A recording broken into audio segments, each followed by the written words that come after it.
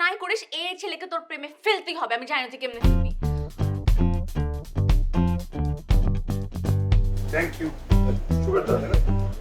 Excuse me ভাইয়া, আমি কি আপনার সাথে একটু কথা বলতে পারি? অবশ্যই বলেন না, কি বলবেন? আপনি যদি মাইন্ড না করেন আমরা কি একসাথে বসে একটু কফি খেতে পারি?